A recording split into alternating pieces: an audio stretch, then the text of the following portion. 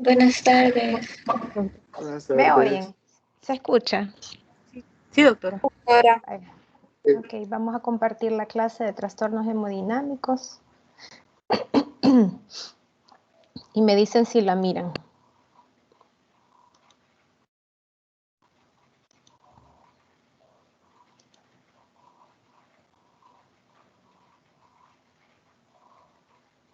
¿Se ve?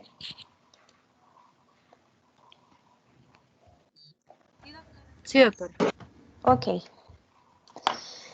Bueno, la clase de ahora es parte de lo que vamos a ver en 3 días. Hoy es la primera parte. Vamos a hablar acerca de este trastorno. Primero vamos a decir que el organismo tiene que tener un bienestar general.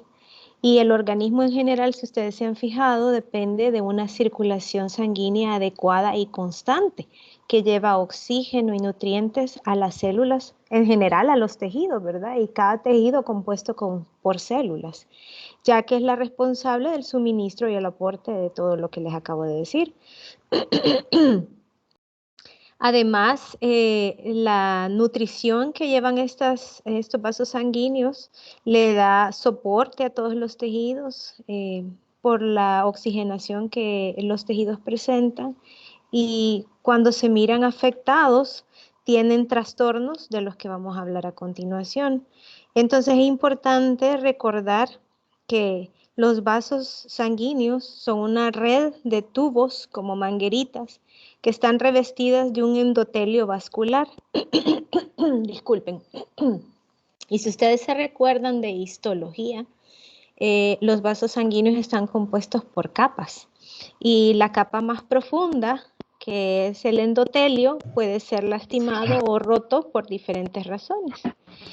Además, no solamente puede ser el endotelio el que se afecte, sino que puede estar dando otras afectaciones como alteración en la circulación, alteración en el balance hídrico, alteración en la hemostasia, ya que la hemostasia también juega un factor importante en mantener la hemostasia de los tejidos.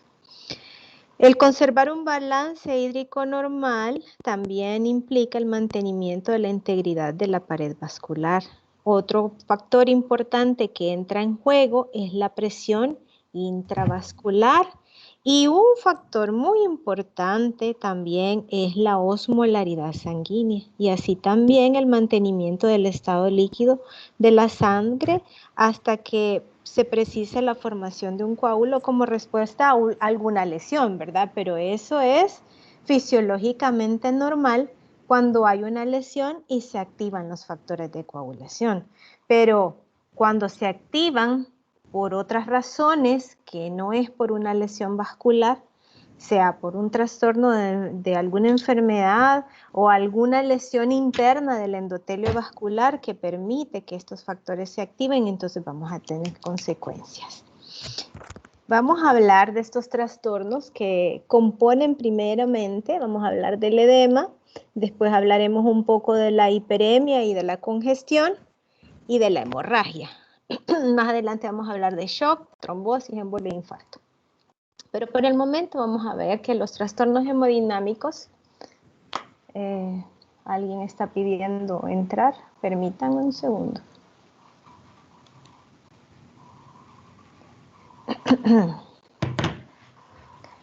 Yo creo que le dicen a sus compañeros que entren ahorita, en este instante. Les voy a dar un chance para que todos los que quieran anexarse puedan entrar, porque una vez ponga la presentación ya no voy a parar.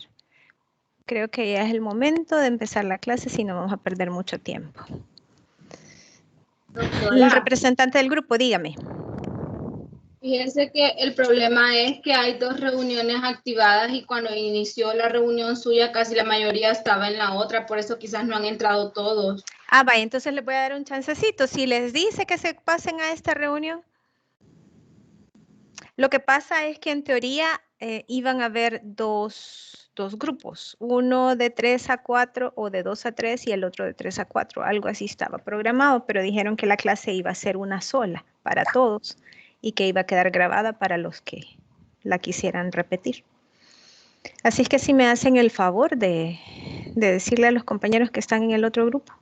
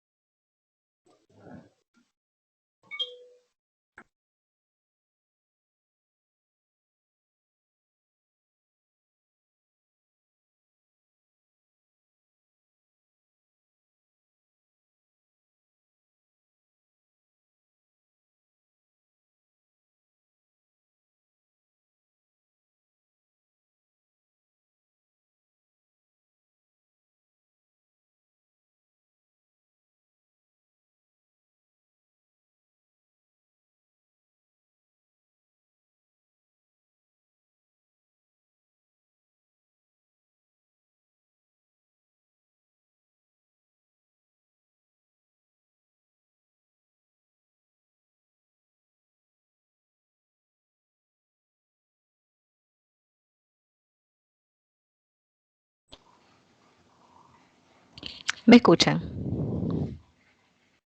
Sí, doctora. Sí, doctora. Ok, vamos a Sí, seguir así, doctora. por lo menos para mientras se conectan el resto de compañeros. Bueno, estábamos diciendo que los trastornos hemodinámicos, vamos a hablar un poco de la salud de las células y de los tejidos. Depende, como les dije anteriormente, de la circulación, porque la sangre lleva aporte de oxígeno y nutrientes y elimina los desechos generados por el metabolismo celular.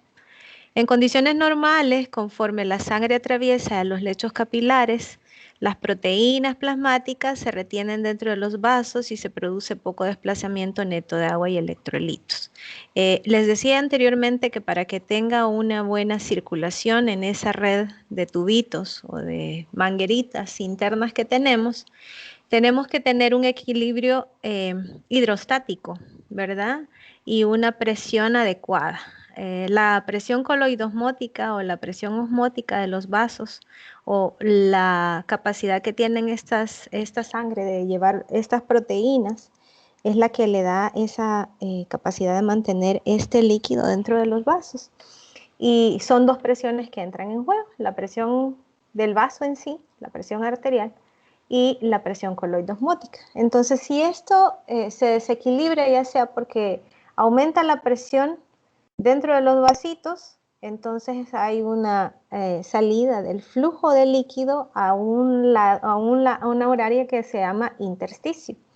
Y si hay una disminución de las presiones por la presión osmótica o coloidosmótica, que está favorecida por las proteínas, especialmente la albúmina, entonces también se desequilibra esta circulación y hay salida también de líquido a un tercer espacio o al intersticio.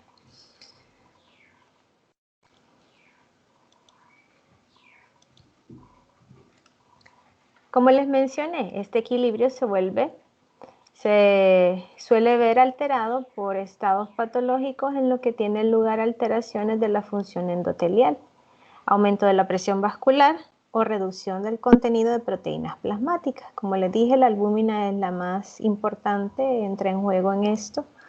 Situaciones que favorecen al producirse acumulación de líquido a un tercer espacio o al intersticio, y a esto se le llama edema. Hay salida de agua hacia un espacio extravascular. En teoría tenemos que tener, ¿verdad?, líquido en nuestro organismo, tanto intracelular como dentro de los vasos. La mayor cantidad de sangre pues circula dentro de los vasos, ¿no?, a través de las redes de capilares y de vasos de mayor calibre. Pero sin embargo también tenemos líquido o agua dentro de las células. Pero como este equilibrio que va dentro de la red capilar tiene que permanecer adentro, así como cuando ustedes conectan una manguera y abren el chorro, entonces lo que por lógica tiene que suceder es que en la punta sale el agua, ¿no? Eso es lo que pasa. Entonces eso es lo que tiene usted que pensar, que la sangre va dentro de todos esos tubitos sin salir hacia ningún lado, a menos que cualquiera de estos dos factores que les mencioné, que son importantes, el aumento de la presión vascular o la reducción del contenido de proteínas plasmáticas, reducción de la presión coloidosmótica, desencadenan un desequilibrio que provocan salida de líquido al tercer espacio y provocan edema. Caso diferente es la hiperemia y la congestión. Vamos a hablar en general. Si tienen alguna duda, me dicen y con gusto les contesto. La hiperemia y la congestión son dos cosas bastante similares, pero una es activa y la otra es pasiva. La hiperemia es activa y la congestión es un proceso pasivo. Los términos hiperemia y congestión aluden al aumento del volumen de sangre dentro de un tejido, aunque los mecanismos de base son distintos. La hiperemia es un proceso activo que se debe a la dilatación de las arteriolas con aumento del flujo de entrada de sangre. Y la congestión es un proceso pasivo, secundario a la alteración del flujo de la salida de un tejido. Vamos a hacer un poquito más grande esto porque ya vi que ya no entró nadie.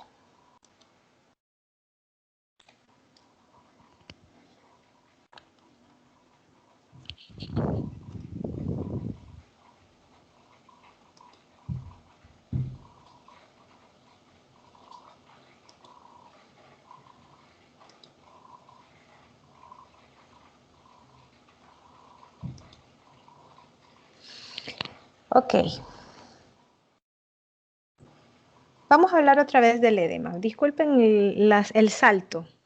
El edema, aproximadamente el 60% del peso corporal de nuestro organismo corresponde a agua, de los cuales 2/3 es adentro de cada celulita, ¿verdad? Es intracelular.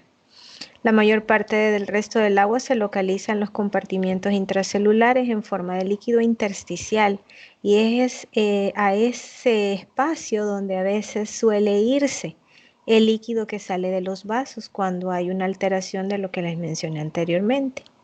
Solo el 5% del agua corporal se encuentra en el plasma de la sangre. El exceso de líquido de edema se elimina por el drenaje linfático y regresa a la corriente circulatoria a través del conducto torácico. El líquido de edema que se acumula por el aumento de la presión hidrostática, que es una de las razones por la que puede desequilibrarse esa circulación que les mencioné, o por la reducción de la presión osmótica coloidal, intravascular se caracteriza por tener pocas proteínas y corresponde a un trasudado. Su densidad específica es inferior a 1012. Por el contrario, el edema que se asocia con un aumento de la permeabilidad vascular es rico en proteínas y se llama exudado, cuya densidad específica es mayor. Perdón, ahí es 1012 también. La fisiopatología del edema está relacionada, como les dije al principio, que son las dos fuerzas que influyen, y no sé si ustedes se recuerdan ya llevaron fisiología y fisiopatología, ¿no? ¿Cómo se llaman estas fuerzas que yo les mencioné? Vamos a ver. Si no hay voluntarios, creo que voy a preguntar. Veamos. Cuellar, Daniela, ¿cómo se llaman estas presiones que influyen? Porque le dije la presión vascular y la presión coloidosmótica. Esas dos presiones tienen un nombre que la debieron haber visto en fisiología y en fisiopatología.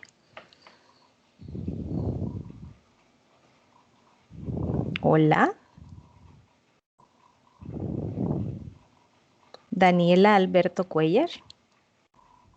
Perdón, doctora, no le alcancé a oír, tengo problemas con el internet. Vaya, ok, vamos a preguntarle a alguien más entonces. Brenda Anaya Revelo. Usted sí escuchó la pregunta. Sería la presión hidrostática. No, ¿cómo se llaman? Ambas. Ambas, la presión hidrostática y la presión coloidosmótica tienen un nombre y se les llama ¿de qué forma? Juntas. ¿Alguien que sea voluntario?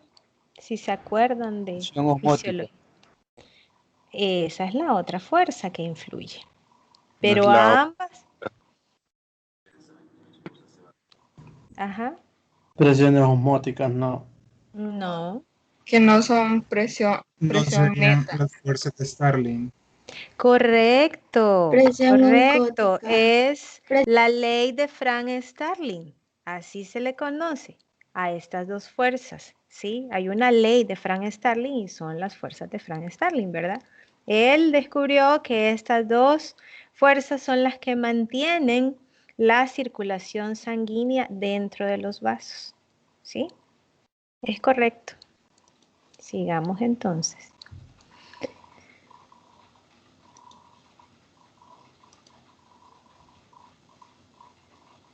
Entonces, si nosotros tenemos un aumento de la presión hidrostática, se desequilibra el flujo sanguíneo y sale al intersticio o un tercer espacio. Si hay una disminución de la presión coloidosmótica que está liderada por las proteínas, especialmente la albúmina, también sale líquido al tercer espacio. Si hay una obstrucción linfática, que es la que se encarga de drenar a través del conducto torácico el residual de líquido que queda por ahí acumuladito en el intersticio por alteración en la circulación, también hay edema. Si hay retención de sodio, porque ¿qué es lo que hace el sodio? Vamos a ver. ¿A quién le pregunto? Eduardo Neftalí Tejada. Dígame qué es lo que hace el sodio. ¿Por qué provoca edema? Esto es fisiología.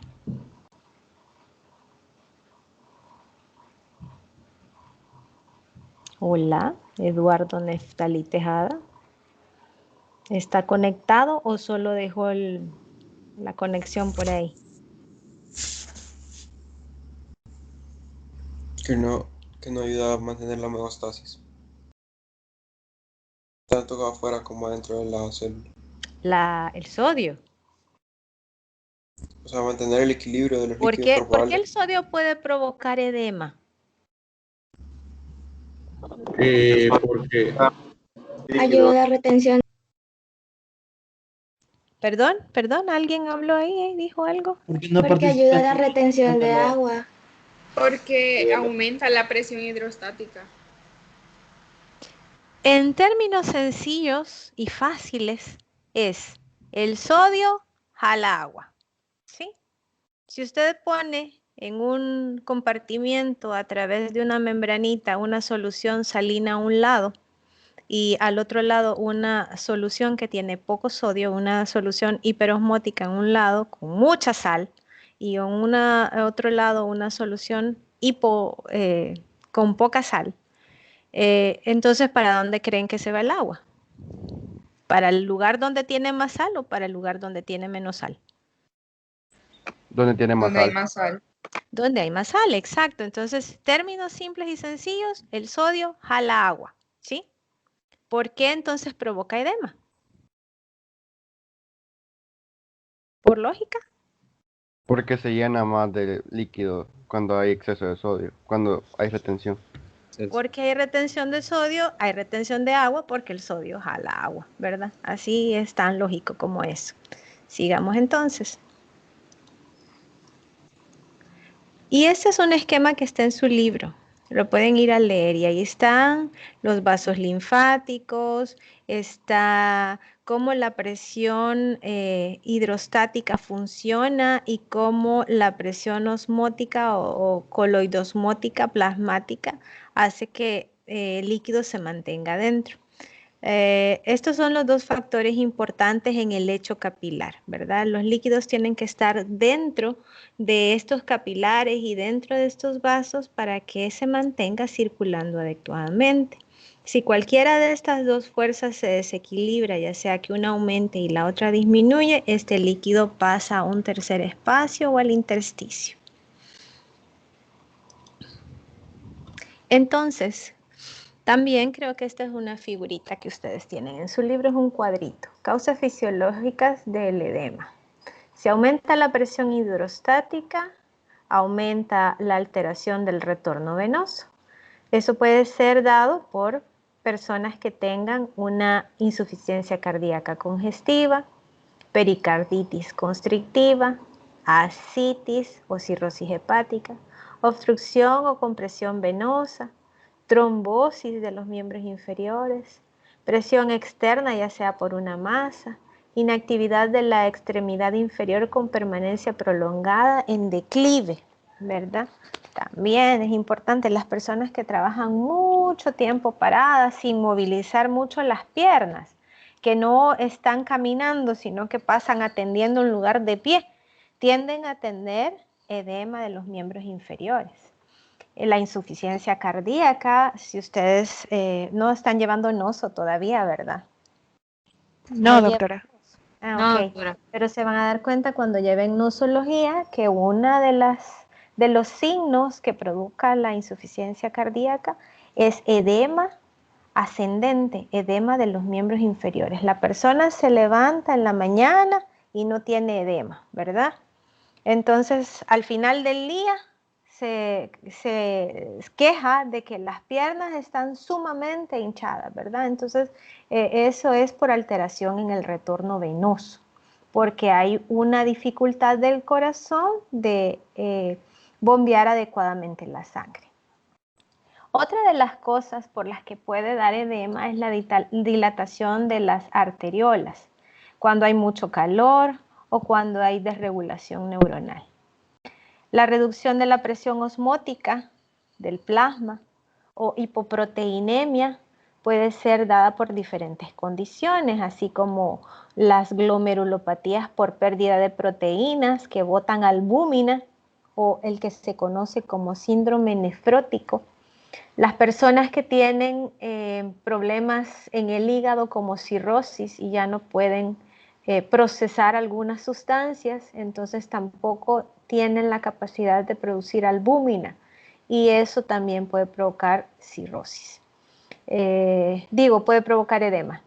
Las personas con desnutrición, especialmente esos niños que la gente dice que están bien gorditos y panzoncitos y cachetoncitos, pero lo que tienen es de edema porque tienen una desnutrición proteico-calórica. A esos niños se les conoce ¿con qué nombre? ¿Alguien me puede decir? ¿Alguien sabe? Marasmo. Kwashiorkor, así es.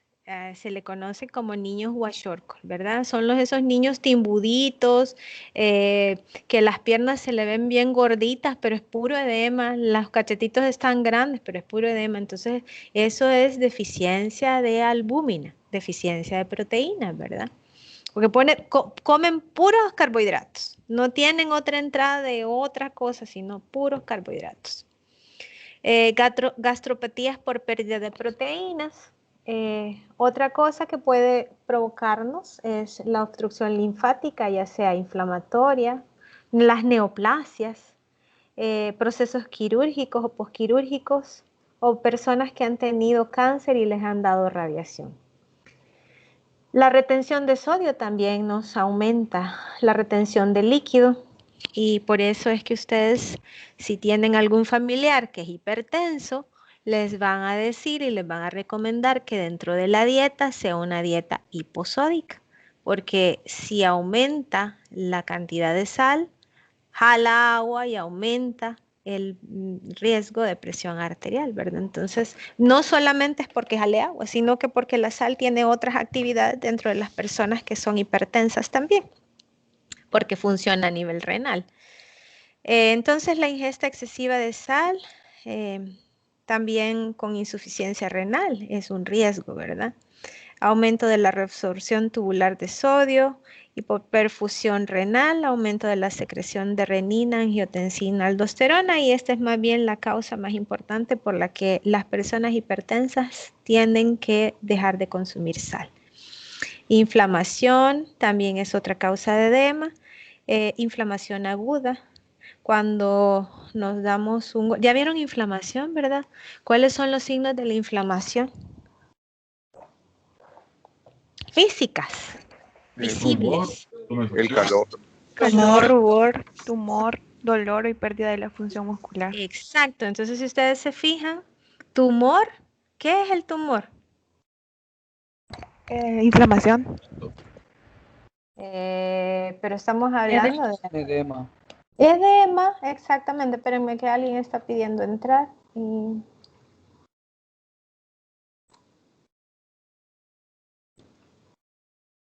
A ver.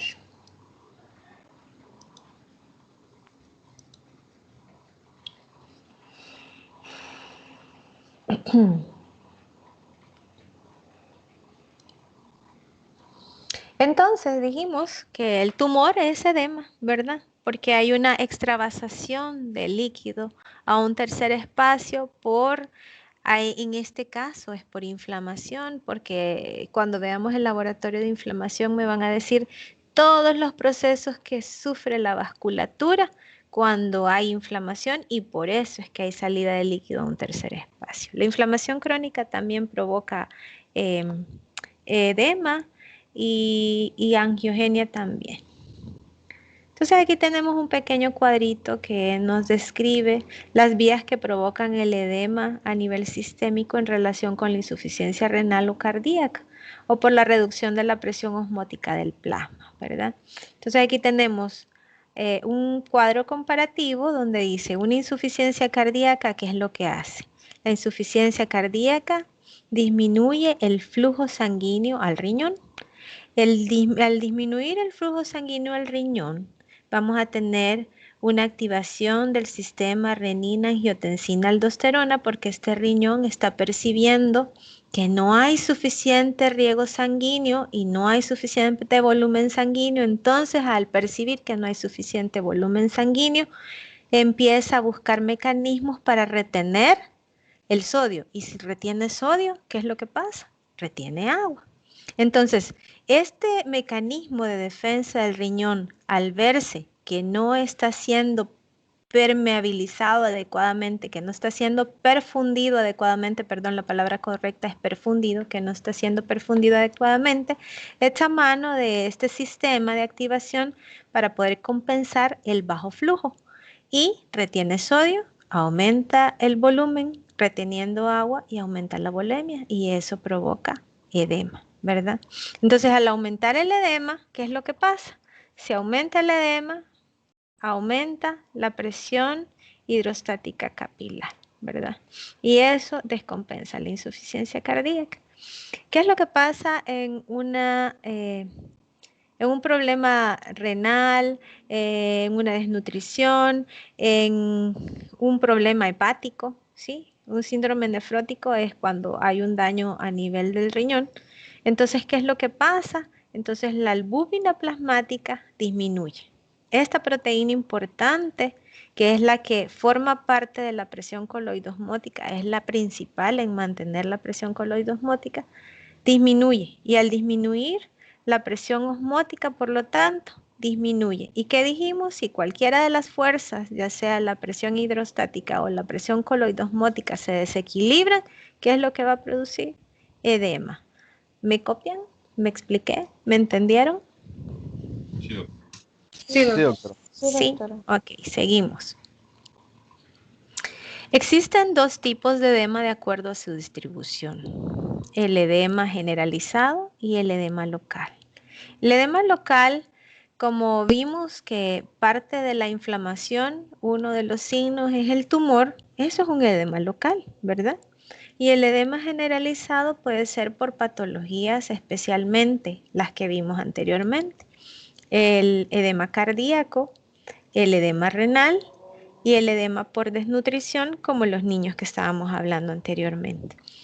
El edema local puede ser no solamente por un proceso inflamatorio, ¿verdad? Que da una tumoración local después de una inflamación, sino también puede ser por un trombo, por un proceso alérgico que provoca una vasodilatación severa por las histaminas. Un bloqueo linfático también puede ser causa de inflamación local. Entonces, esto edema hasta más o menos aquí. Luego vamos a ver algunas fotos y vamos a hablar un poquito de esta salida de líquido cuando las presiones hidrostáticas y las presiones osmóticas se descompensan y no mantienen el flujo circulante dentro de los vasos sanguíneos. Entonces hay una salida de líquido a el intersticio o a un tercer espacio. Y esto se le conoce como líquido en las serosas o cavidades, y dependiendo de la cavidad o el lugar donde se encuentre este líquido o este derrame, así se le va a dar el nombre. Por ejemplo, si tenemos la salida de líquido a la cavidad pleural, le vamos a llamar hidrotórax, ¿verdad? Si tenemos salida de líquido a la pleura o al pericardio, le vamos a llamar hidropericardio. Si tenemos salida de líquido a la cavidad abdominal, ¿sí? Le podemos llamar derrame peritoneal, pero generalmente si es muy abundante, le vamos a llamar ascitis. Si está localizado en las articulaciones, le vamos a llamar hidrartrosis. Hidrocele, cuando se localiza en el, déjenme acordarme, es en el testículo. Y anasarca es cuando está localizado generalizado, ¿verdad? Ahí es donde nosotros vamos a encontrar salida de líquido en todo el cuerpo. Una anasarca puede estar generado por diferentes enfermedades o diferentes órganos afectados, y en la cabeza está el riñón y está el hígado, ¿verdad?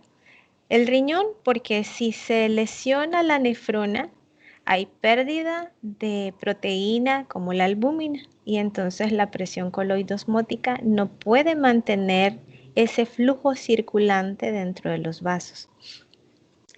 Y si se desequilibra la producción por el hígado, entonces también se desequilibra la presión coloidosmótica porque no hay producción de albúmina, ¿verdad? Entonces también se desequilibra y eso puede provocarnos anasarca. Está edematizado de la cara hasta el dedo gordo del pie, y eso es anasarca. ¿Queda claro? Sí, doctora.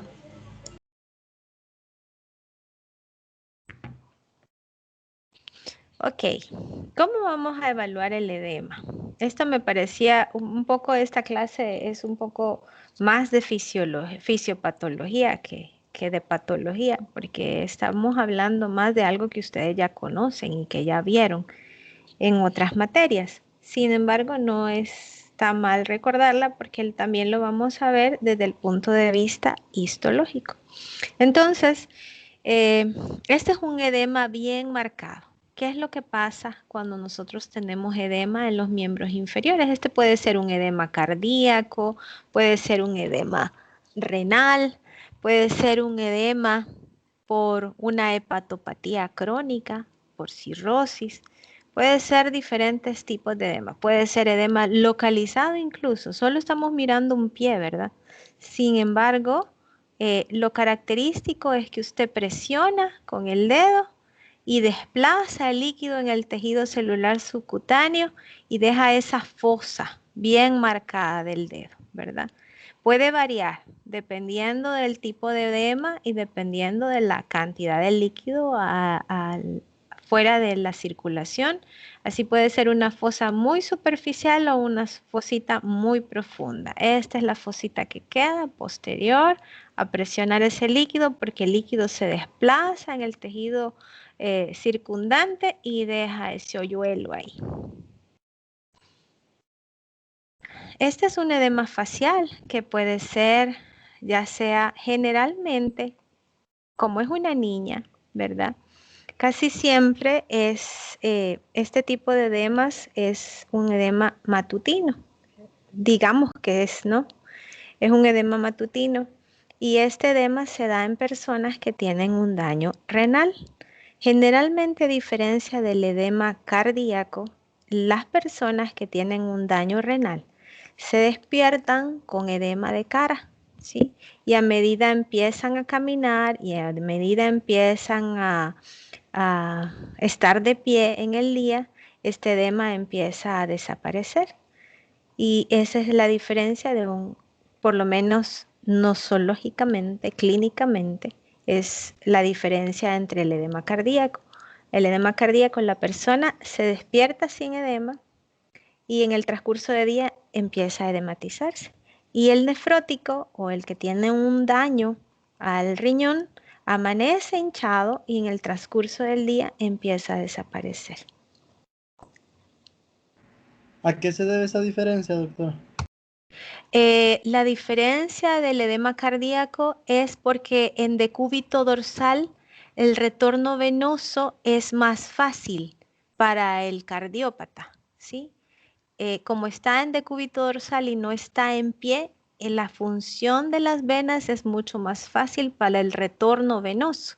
Entonces se edematiza menos, pero a medida la persona está de pie con una insuficiencia cardíaca, el retorno venoso se vuelve más difícil. Entonces el agua se retiene en las extremidades inferiores, en los muslos, en las manos, pocas veces en la cara. Sí, y el síndrome nefrótico es lo contrario. Amanecen hinchados y no tiene que ver la función por el corazón, sino que porque el riñón está como en modo menos activo durante el sueño y a medida la persona empieza a tomar fuerza, a caminar y a hacer sus actividades, dependiendo de cómo haya hecho su dieta en la noche y de los medicamentos que tengan. Pero generalmente durante la noche el nefrótico empieza a hacer los edemas. La fisiopatología es diferente a la del cardiópata, ¿verdad? Lo que pasa con ellos es que tienen una deficiencia de proteínas. No es por un problema vascular en sí. Por eso el edema es distinto. Esta es una imagen. ¿Alguna otra pregunta? No, Sí, doctora. gracias. En el caso del nefrótico, entonces no presenta edema en los miembros inferiores. Sí. Sí, presenta edema en los miembros inferiores, solo que él se levanta con el edema en la cara y en las extremidades superiores. Y a medida se levanta y va haciendo sus actividades, el edema va tomando posición de los miembros inferiores. Ah, ok, gracias. Sí. Esta es una imagen de un encéfalo de un paciente donde se aprecia el edema, ¿verdad? El edema cerebral, a diferencia del laboratorio que me mostraron, la vez pasada me mostraron un cerebro, ¿verdad? Con los cambios y lesiones y adaptación celular. Entonces me mostraron un cerebro donde estaba atrófico. Bueno, pues este cerebro no está atrófico, este cerebro está edematizado. Y si ustedes se recuerdan, las circunvoluciones y los surcos en ese cerebro que me presentaron del laboratorio estaban amplias y los surcos estaban bien separados unos de otros, de esos gusanitos que yo les mencionaba. Bueno, a mi grupo, ¿verdad? Me imagino que todos presentaron esa misma fotografía. Entonces, si ustedes se fijan, estas circunvoluciones no están protuberantes, están más aplanadas, ¿sí? Porque si ustedes se recuerdan, el cerebro es una cavidad ósea cerrada que no puede expandirse. Y si este cerebro por alguna razón está sufriendo un cuadro inflamatorio, ya sea hemorrágico, isquémico, infeccioso, entonces se van a activar todas las histaminas y todos aquellos vasodilatadores y todas las citoquinas, lo que vamos a ver en el próximo laboratorio, y van a provocar permeabilidad vascular, y la permeabilidad vascular va a provocar una salida de líquido que va a provocar que estas células se vuelvan más edematizadas. Y si ustedes se fijan, estos gusanitos que les mencioné la vez pasada están más aplanados y estos espacios que hay entre cada gusanito, a lo que le llaman surcos, ¿sí? Están bien tupiditos, bien estrechos y no están nada profundos. Y así es como se mira un edema cerebral, ¿verdad? Tiene edema del tallo y edema del cerebelo también. Un edema tan intenso en personas que no están siendo bien manejadas por un proceso cerebrovascular puede llegar ya sea un trauma cráneoencefálico o un accidente cerebrovascular, puede llegar a provocar un proceso que se llama herniación de las amígdalas cerebelosas. Esas amigdalitas están por aquí por el cerebelo, se impactan en el foramen magno y eso es causa de muerte. Así es que el edema cerebral se tiene que tratar como una emergencia o como una urgencia con precisión y rapidez. Luego seguimos con el edema a nivel pulmonar, ¿sí? Pulmonarmente también podemos tener cambios generalmente es por un shock hipovolémico que se provocan este tipo de cambios a nivel pulmonar. El órgano se ve pálido, está en peso aumentado del tamaño, porque bien sabemos que el pulmón es un órgano como una esponja, ¿verdad? Cada alvéolo debe de estar lleno de aire para que pueda hacerse el intercambio gaseoso y el intersticio debe de estar sano, no hiperémico ni congestionado. Pero si hay hiperemia y congestión en el intersticio y hay salida de desequilibrio hidrostático o alteración de la presión coloidosmótica, entonces también a nivel pulmonar, que puede ser por diferentes fisiopatologías, podemos tener este cambio a nivel pulmonar y hay un aumento del peso y al corte escurre un líquido rosado espumoso. Nos vamos a pasar a esta antes de ver la otra. No, creo que por aquí está. Ok. Este es el edema pulmonar, ¿sí? Quizá miren solo rosadito y celestito, pero les voy a más o menos orientar. Esto es un alvéolo, ¿sí? Es la pared de un alvéolo. y esto es el intersticio. Cada pedacito es el intersticio. Este es el intersticio, ¿sí? Aquí es donde se hace el intercambio gaseoso entre esta estructura y esta estructura, ¿verdad?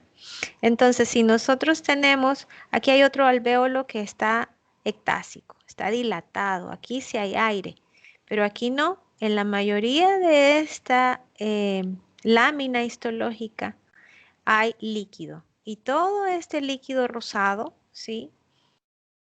Es agua en el pulmón, ¿sí? Es un material proteináceo, ya sea por un proceso nefrótico, por un proceso hepático, por un shock de cualquier tipo, hipovolémico, neurogénico, cardiogénico, cualquier shock, tipo de shock nos puede dar un edema pulmonar. Y este edema pulmonar con salida de líquido a los alvéolos y congestión del intersticio nos da una alteración del intercambio gaseoso que nos impide que la persona tenga una buena función pulmonar y nos lleva a una insuficiencia pulmonar aguda. Otra causa de edema que podemos tener es un edema vasogénico, que es como consecuencia de un daño primario. Y aquí el ejemplo que tenemos es la ruptura de las uniones endoteliales que forman la barrera hematoencefálica. Permite que las proteínas vasculares y líquido penetren en el espacio extracelular del parénquima cerebral. Una vez que los componentes del plasma cruzan la barrera hematoencefálica, el edema se extiende y lo que puede ser muy rápido y generalizado. Aquí esta fotografía que nos pone de una tomografía es un meningioma, es un tumor, ¿sí? De las meninges que está provocando una alteración de la vasculatura y eso provoca que se genere un edema. No solamente un tumor como el meningioma nos puede dar edema vasogénico, existen otras patologías como los accidentes cerebrovasculares, ya sea isquémico o hemorrágico, que provocan una lesión vascular y por ende nos activan la cascada inflamatoria y la cascada inflamatoria empieza a activar sustancias vasogénicas que permeabilizan, ¿verdad?, los vasos sanguíneos y sale líquido y a veces células inflamatorias al intersticio. ¿Qué es lo que vamos a ver microscópicamente? Además de la que les enseñé del pulmón anterior, también podemos ver en la piel, ¿verdad? Por diferentes razones. Esto es un corte de piel donde hay edema debajo de la epidermis. Esta es la dermis y esta es la epidermis, ¿sí? Y aquí hay edema, ¿verdad? Separación de la matriz extracelular por líquido. Esto lo vimos en el laboratorio anterior, ¿sí? En adaptación celular. Hay cambios reversibles y cambios irreversibles.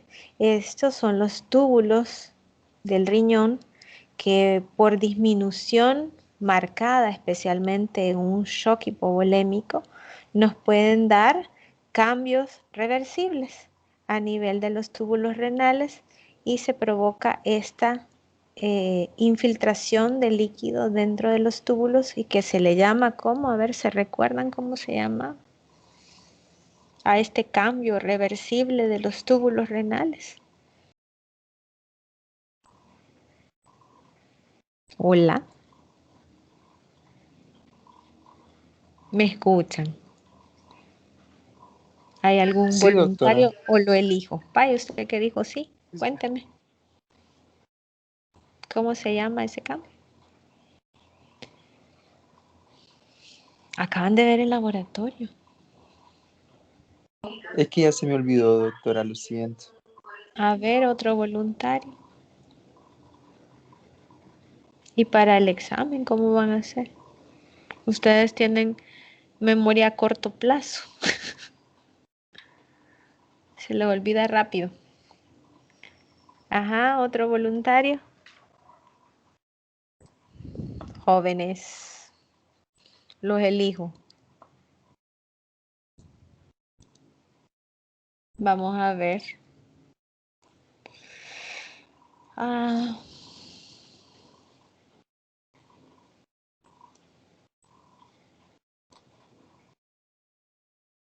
Aquí tengo a Pedro José Benítez Fuentes. Vamos a ver, Pedro José. A mí me eligió, doctora, es que sinceramente no recuerdo. No se acuerda. Es que no recuerdo. ¿Cuál fue la pregunta? Pues se lo dejo de tarea y vaya a estudiarlo, porque pues sí, ¿para qué estamos aquí? Pues López Cermeño, Emma, Tatiana. Repite la pregunta, doctora. ¿Cómo se llaman los cambios que se producen en los túbulos renales reversibles por entrada de líquido a las células? ¿Cómo se le llama? Bueno, se los dejo de tarea porque ya casi terminamos la clase. ¿Esto tiene que ver con metaplasia? No. Lesión isquémica precoz, no. No. Tarea. ¿No son los cambios hidrópicos? Cambios hidrópicos, claro, por supuesto. Eso es. Degeneración hidrópica de las células. Eso es lo que pasa en el riñón. Hay una degeneración hidrópica de los túbulos renales por un shock hipovolémico. Y así se mira, como lo acabamos de ver anteriormente. Aquí están los tubulitos, ¿sí? Y hay una degeneración hidrópica, ¿sí? De las células de los túbulos renales. Eso es lo que pasa. ¿Y qué es? Edema, ¿verdad? Por eso se le llama degeneración hidrópica, ¿verdad? Porque edema. Ahora, lo vimos en lesión celular reversible porque una vez se corrige el daño del shock o de la hipoperfusión renal, estas células pueden volver y regenerarse.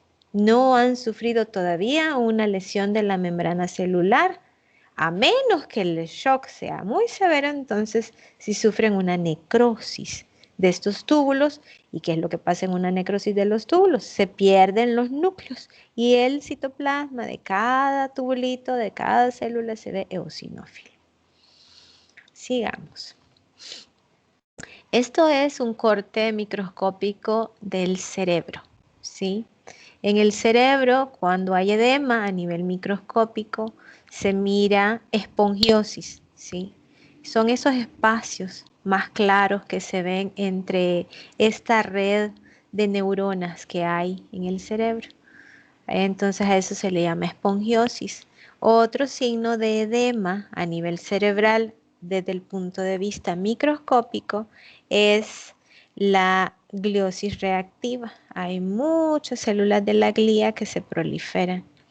Otro signo de edema a nivel microscópico del cerebro es la dilatación de los espacios de Virchow-Robin. Aquí no lo vemos en la fotografía, pero sí vemos esta área homogénea, eosinófila, que no tiene núcleos, porque los núcleos son estos punticos chiquiticos de cada célula, ¿verdad? Esta homogénea y es plasma, y eso es signo de edema también. Y esta es la fotografía que les enseñé del pulmón a nivel microscópico, de cómo está lleno de edema. Bueno, yo creo, no sé, ya estamos terminando la hora. Creo que la otra parte se la voy a dar la otra clase. Tenemos, ¿cuánto me falta? No. Creo que les voy a dar la otra clase porque creo que ya son las 3. Faltan unos cuantos minutos. Bueno, avancemos con esto. Veamos, vamos a hablar entonces de hiperemia y congestión. Como habíamos mencionado al principio, la hiperemia y la congestión son dos mecanismos muy similares, sin embargo tienen diferencias, ¿sí? La hiperemia es un proceso activo y la congestión se le llama hiperemia pasiva, pero para que no tengamos confusión en nada, mejor llamémoslo simple y sencillamente congestión vascular y no hiperemia pasiva, para que no entremos en confusión. Porque la hiperemia es un proceso activo. Lo que pasa en la hiperemia es que hay una dilatación arterial arteriolar y capilar. Puede ser fisiológica, por ejemplo, en el ejercicio, pero también puede ser patológica. Los cuadros inflamatorios nos dan una hiperemia. Generalmente la hiperemia le da un color más rojo a los órganos, ¿verdad? O a la piel o a donde se esté presentando. Y la congestión vascular es secundaria a la alteración del flujo de salida venoso de un tejido. Puede ser local, especialmente cuando tenemos una trombosis venosa. Puede ser sistémica en insuficiencia cardíaca aguda o crónica. Como les repetía, es un proceso pasivo y se da también con un cambio de color más oscuro, ¿verdad? Más violáceo, porque como la sangre es un flujo de salida desde la red venosa, no arterial, y la red venosa es sangre menos oxigenada, sin oxígeno, ¿verdad? Entonces, ¿qué es lo que pasa aquí? La hiperemia activa tiene un aporte activo de gran cantidad de sangre arterial. Arteria llega, aumenta el volumen al órgano y luego sale a través de las venas, ¿verdad? ¿Qué es lo que pasa en la congestión? Que es un proceso pasivo. La arteria perfunde el órgano, pero el problema está a nivel venoso, que puede haber una obstrucción, un daño de las válvulas venosas y eso, cuando hablamos de grandes vasos, ¿verdad? Pero puede ser de las vénulas también, que hay un impedimento del flujo en el retorno venoso. Ahora, quiero mencionarles que desde el punto de vista forense es importante, yo trabajo en medicina legal, y es importante decirles que los órganos al final en el momento de la muerte, cuando ya deja de funcionar el organismo en general, lo que presentan los cuerpos es esto: una congestión. Congestión pulmonar, congestión visceral, congestión de los riñones, congestión del hígado. ¿Por qué? Porque ya no hay una perfusión sanguínea ni un corazón que esté bombeando esta sangre a los órganos. Entonces estas venas se dilatan y al dilatarse, entonces se congestiona, ¿sí? Entonces, sí, quiero decirles, la hiperemia es un proceso pasivo de un órgano más vital y la congestión es un proceso más, activo, y este es un proceso pasivo, ¿verdad? Que también lo pueden presentar no solamente los vivos al tener un problema venoso, sino también los cadáveres presentan una congestión vascular. Entonces, tenemos aquí la hiperemia, ¿verdad? De un ojo, ¿sí? Por un irritante, por algún químico, por el sol, cualquier sustancia que provoque una dilatación capilar activa, entonces nos va a provocar hiperemia.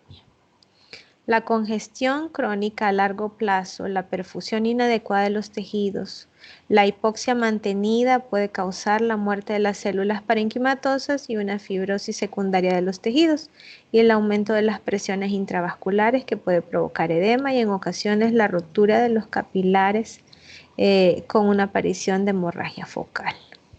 Aquí está una congestión pasiva que no se mira igual que en la congestión activa que se ve en el hígado en nuez moscada. El hígado en nuez moscada que tenemos acá, aquí está. Los sinusoides hepáticos, ¿sí? En la congestión hepática se dilatan y se llenan de sangre y de eritrocitos. Así se mira microscópicamente y así se mira macroscópicamente. Se llama hígado en nuez moscada por las características que tiene, ¿verdad? De áreas más marrón y áreas más claras. Y terminamos hasta aquí, jóvenes, porque creo que la clase solo dura este tiempo y luego seguimos